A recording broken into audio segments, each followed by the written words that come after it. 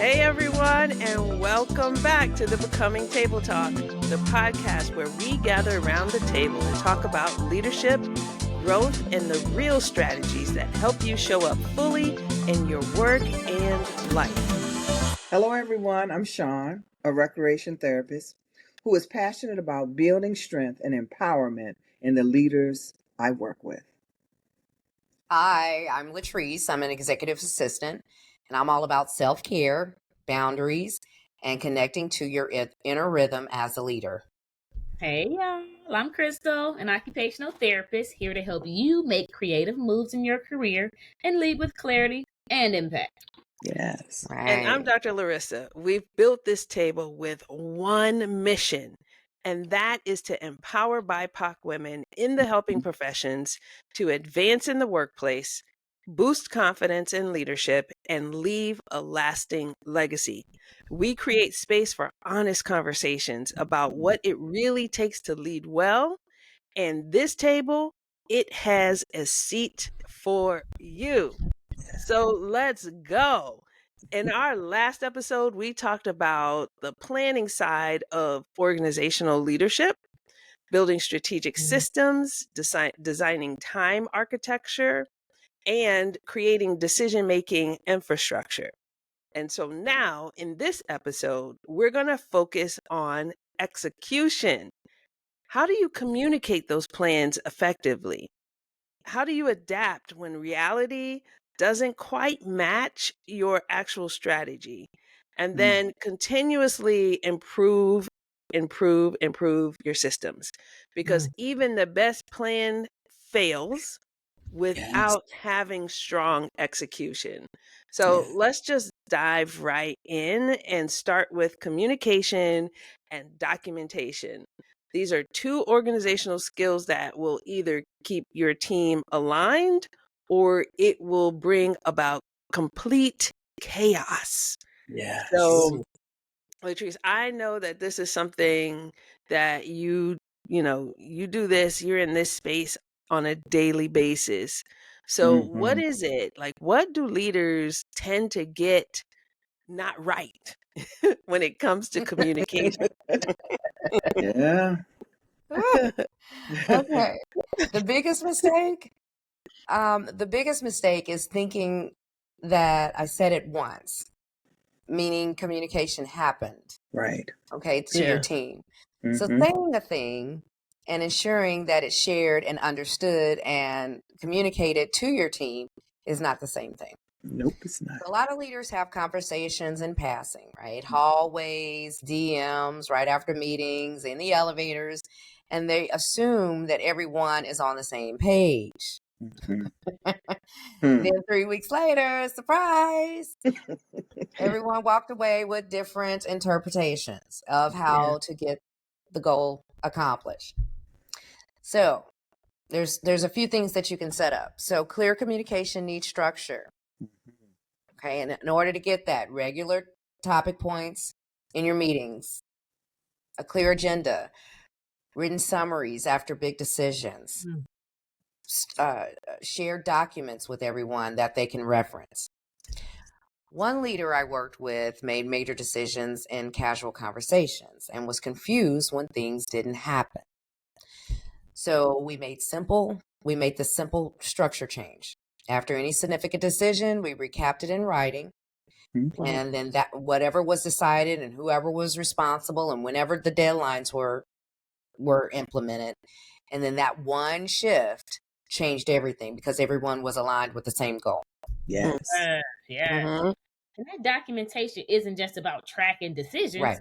It's about passing that knowledge, right? Right. What do we say? If it's not documented, it didn't happen. Yeah, basically. And that's what they can get caught up with. Yeah.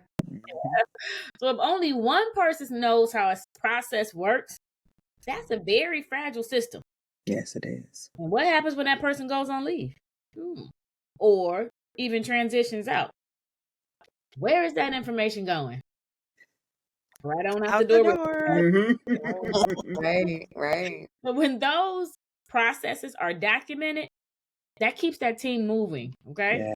So Write it down because we know it happens. Push it along, and Yeah. that's how we build resilience within our. Absolutely, Crystal. And it's also a support system for accountability. Ooh.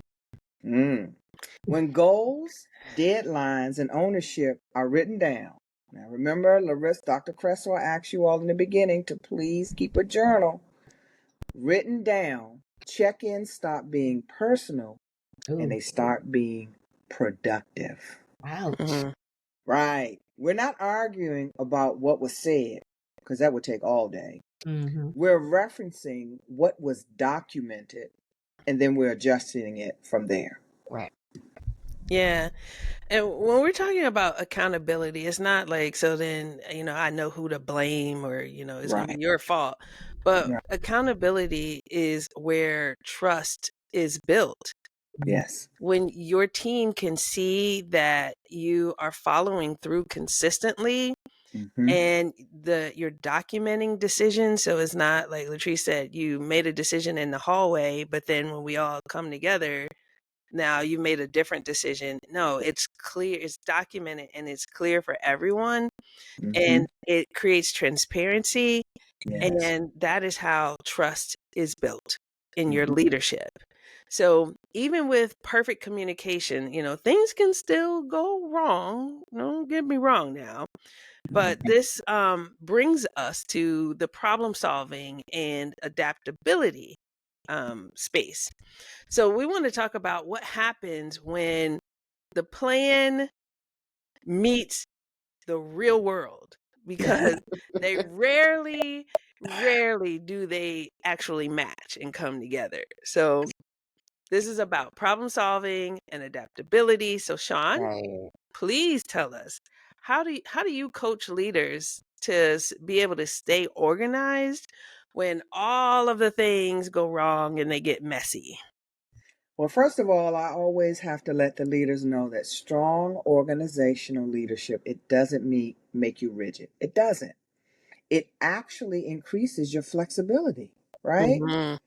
When you have systems that are clear and you can identify exactly where things are being broken down, it challenges you from coming, it keeps challenges from becoming crises.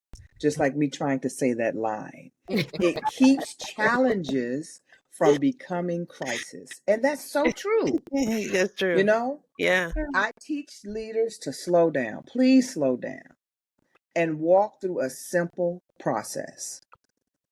What's the real problem? Okay? What caused the problem? What options do we have to fix the problem? Given what we know about the problem, what's the best step forward? Frameworks calm, I should say, the panic. When you put things in a frame, it does minimize the anxiety and the panic. Without structure, everything feels like a 911 emergency. With structure, problems become puzzles, which are solvable, not overwhelming. Slowing down and finding the pieces. Find the pieces to put it together. Right. Yes. Puzzle come through. So I call this planned flexibility. Right. Yeah. Plan because everything is gonna go exactly right. We plan because we gotta be resourced when things might go a little bit left, right? Yes. Yeah. As they sometimes do. Often do. So maybe the vendor doesn't show up, or somebody resigns. Maybe your budget changes overnight and you didn't plan that. So you don't need a backup plan for every scenario, but thinking through likely challenges that may arise, that's going to build your resilience. Absolutely. Yeah. Right. And let's be honest, adaptability is deeply connected to how we manage stress. Yeah. So when you have systems that catch issues early and those guardrails, you clearly define roles and distributed work fairly, and you created emotional safety. Yes. You lower anxiety for your team and you make the space for the people that you work with to innovate instead of panic. Yes. Yes. So for us BIPOC women, that is huge. That's important. That's a different community. So we often carry invisible weight, which I like to tell you that is a beautiful book by Dr. Creswell. Having strong organizational systems is not about productivity. It's a wellness and sustainability. Yes. So Dr. Creswell, can you explain the invisible weight that I'm talking about, the pressures? Yeah. So in the invisible weights, what we're talking about is like the emotional baggage that we often carry, and oftentimes we're not even aware of it, and it may not even be ours, that it may have been passed down from generations past. And this idea of when if you've ever heard someone say, leave your issues at the door, that is really impossible. That stuff comes with you as you walk through the door, even if your intention was to leave it, right? And it can show up in your ability or your inability to be able to do all of these things that we're talking about. It can interrupt and disrupt the process that you're trying to do with all these techniques that we're talking about.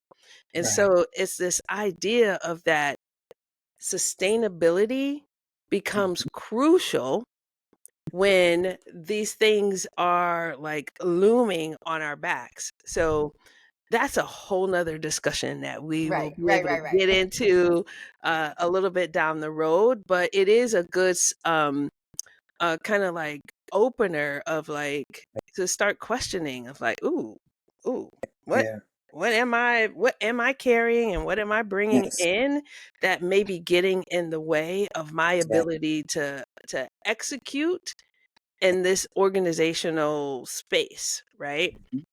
And so we want to make sure that your systems continue to evolve, because you're going to grow. Yes. That's the whole point, That's right? the point, We're right? not going to remain stagnant. So you're going to grow, and your team is going to grow. And so it's so important for us to be able to prepare for that. So Crystal, you work with people on career advancement, right? So how does continuous improvement fit into this whole organizational leadership that we've been talking about?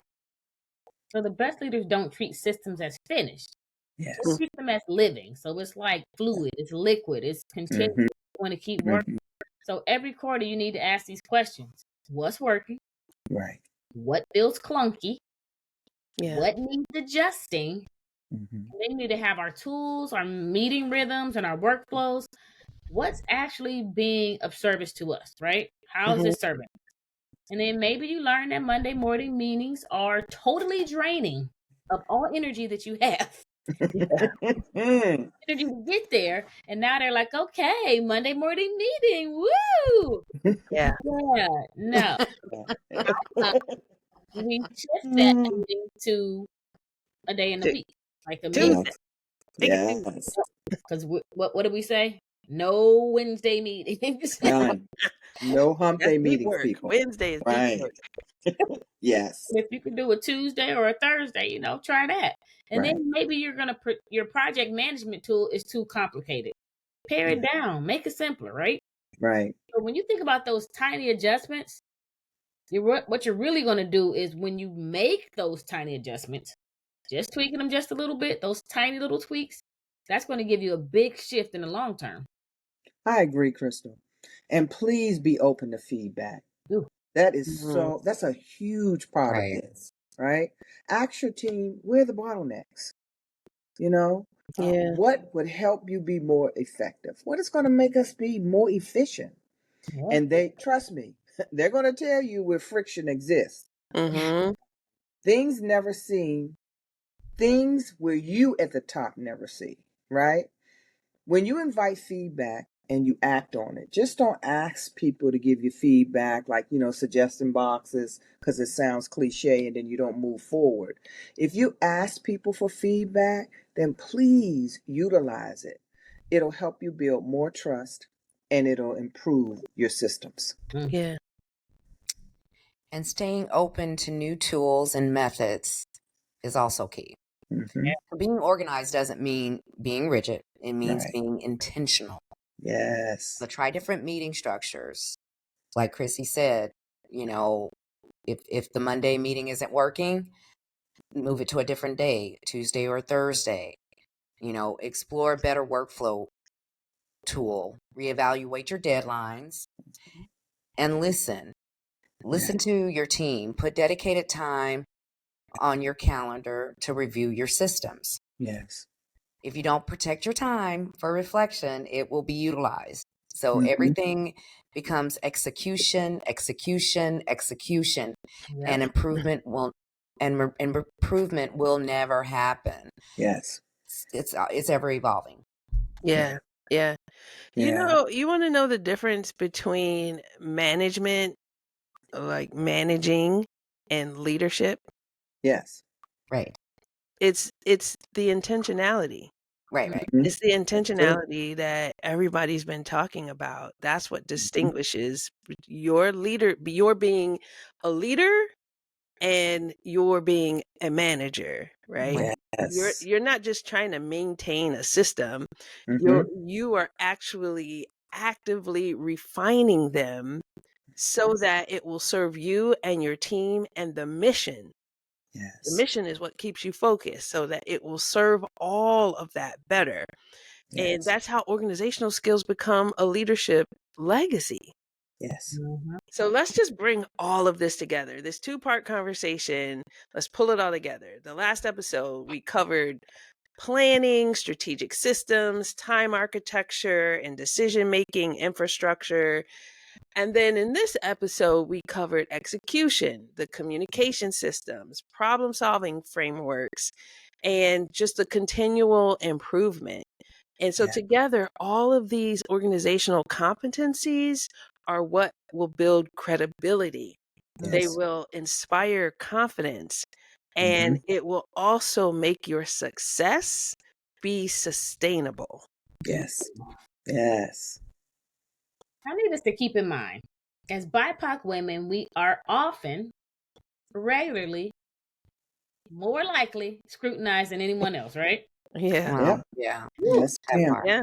But instead of letting that discourage us, we need to use that as our superpower, and we can use it as momentum so we can build the systems so that our strong leadership speaks for itself. Absolutely, Crystal. Strong systems don't just, help you thrive. They create a culture of clarity, accountability, and most importantly, empowerment. Yeah. And they give you space to do what fully matters. Your purpose, your vision, your relationships, your creativity, instead of just running from fire to fire to fire all day long. Right. Yep. Fire Marshal Bill. Right. We don't want to be in the business of just putting fires out, right? We want to be in the business of moving our teams forward and moving them to meet the mission, right? Yes. So we want to say thank you as always for joining us at the Becoming Table Talk. We want you to keep building systems that are going to serve you and that will also serve your team and give you the ability to lead with clarity and with intention. Intention is your GPS, right? Yeah. So keep showing up as the leader that we all know that you were meant to be. And so, as we always say, your seat is saved right here at the table with us, and we will see you next time. Thank you. Bye, everyone. Bye.